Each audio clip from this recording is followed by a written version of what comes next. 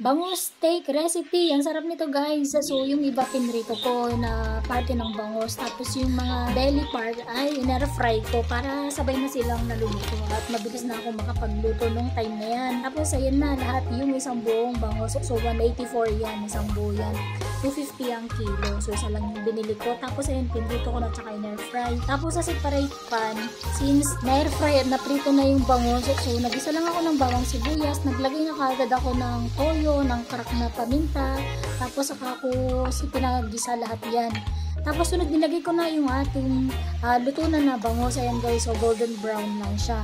Sunod naglagay na rin ako ng isang mangkok na tubig para may sabaw. So kailangan lang naman magkaroon ng sabaw yan at may lasa para mas masarap. Nagdagdag din ako ng ground black pepper, tapos sugar, at saka yung sibuyas na chop sa ibabaw. Ayan guys, so kailangan ng pakuluin at bawasin ng kunting sabaw niya at ready to serve na yan. Pero sa state na yan, ang bango-bango na niya. Tapos ayan, plating na. So sinalin ko na siya at siguro yung pagluluto ko lang 10 minutes lang yan kasi naprito na naman yung aking bangus eh. Ready to serve na yan guys. Kain tayo. Ang sarap niyan.